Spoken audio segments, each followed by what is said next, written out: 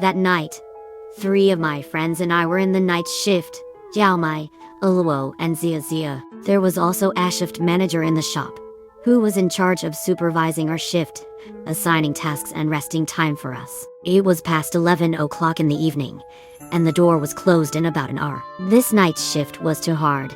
In addition to cleaning up the things that had been cleaned up, I didn't feel anything at all. Our shift manager is a very easygoing woman. She said we could do whatever we wanted, but if we received an order, we had to come back immediately. In fact, she said so because she wanted to go out for a smoke, brush her phone. Luo and Jazia decided to sneak away, because they knew the manager would come back until the door was closed. So they drove Luo's car and left, and said they would come back before the manager found out. No, there were only me and Jiao Mai in the shop. After a while, I noticed that there was a situation on a monitor. There was a man standing there, tall and thin.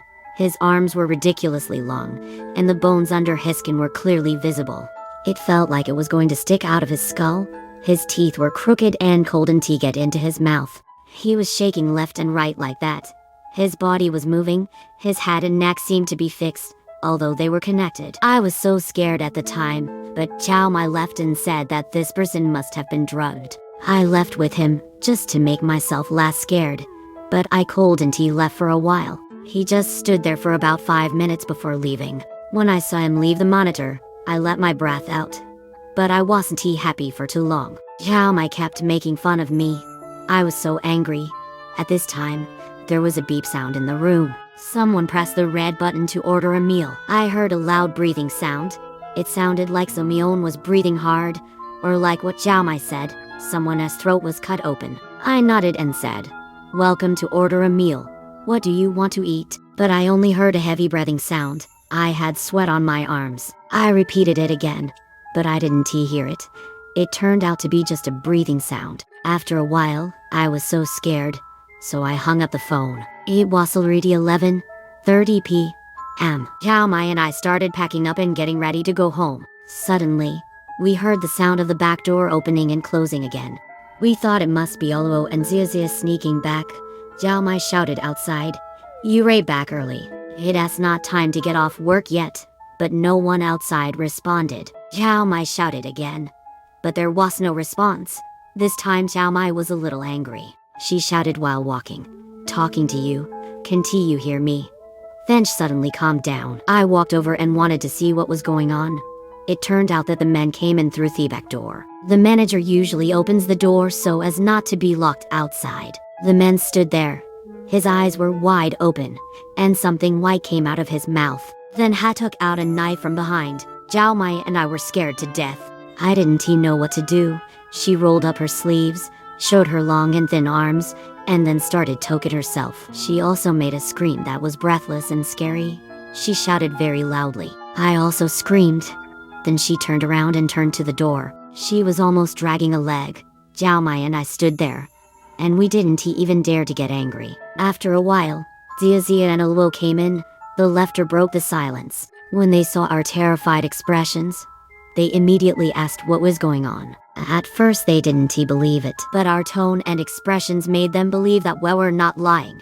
Soon the manager came in. I asked if I could watch the video outside an hour ago. He agreed, but after watching the video, we were even more shocked. There was no one in front of the front AC in the stall. In the video, only Jiao Mai and I stood there. It was inexplicably scary. This happened when I was 19 years old, and my brother was 21 years old. At that time, he took me on a trip. We entered a gas station in the lake, got off the car and bought some snacks, and just left. My brother said that he seemed to hear someone shouting at him, but we didn't care too much. Then we continued to drive up the road. My brother wanted to take a break, so he asked me to drive. I drove with the spirit of the Mao people for 4 hours. My brother woke up and said he wanted to go to the convenience store, so we stopped in a desert. He went to find a place to solve the problem, and I played games in the car.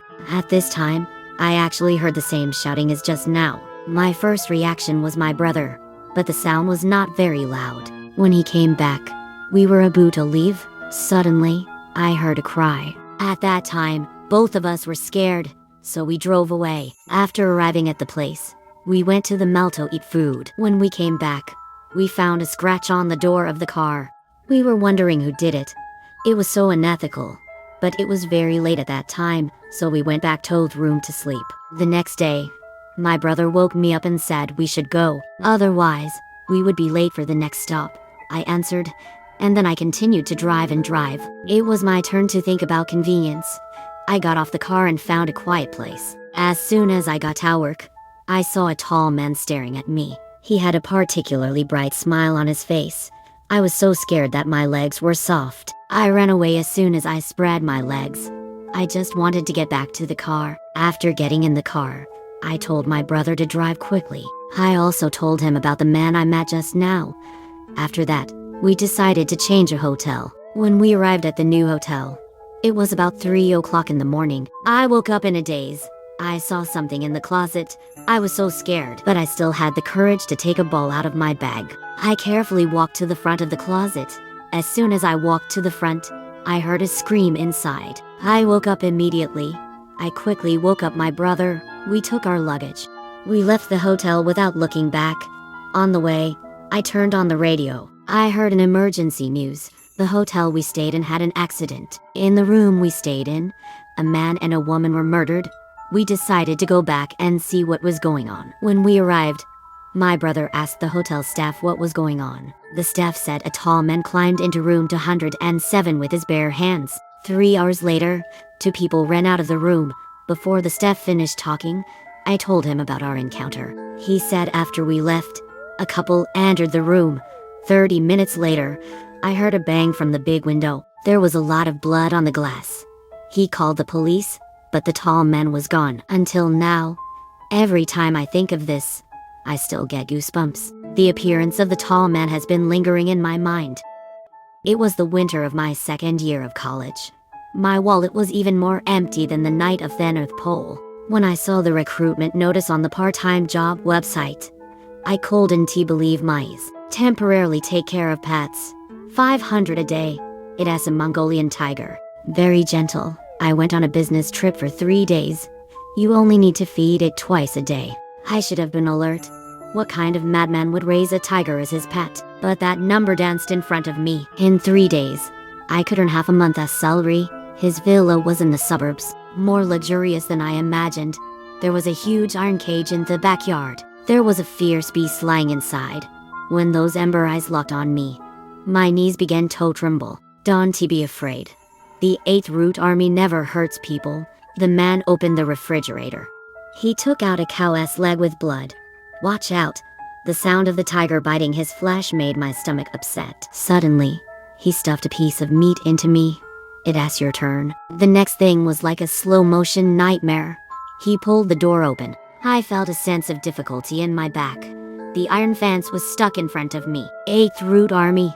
Dinner time. The man's sudden change of tone made my blood solidify. The tiger raised his ears. The muscles were tight as a spring. I stuck to the wall. The urine flowed down the pants. The tiger's breath sprayed on my face, with the smell of rotten meat. When he raised his palm, I suddenly remembered the feeling of touching the neighbor's cat. Until the force of 300 kilograms hit my left arm. The sound of the bones breaking like branches. The pain pierced all over my body like a high-pressure pad. I heard myself screaming. The man outside the cage was holding a mobile phone. The sound of flutter mixed with the roar of the tiger. There was no sign of the turn. The man suddenly opened the cage door. When I crawled out, that tiger's claw was only a few centimeters away from my back. Later, the police found more than a dozen hard drives in the basement of the villa. It has all video of Thagum. This perverted rich man hired poor students as live bait. The longest victim was locked up for 27 minutes. My left arm has a titanium nail forever. Now, as long as you see the pattern of the pattern, whether it has a horse-drawn line or a sweater pattern, the roar of the tiger will sound in your ear that day. The judge sentenced him to 7 years. But I know what the real punishment is. The police told me. The bastard who raised his dignity is now in the cell.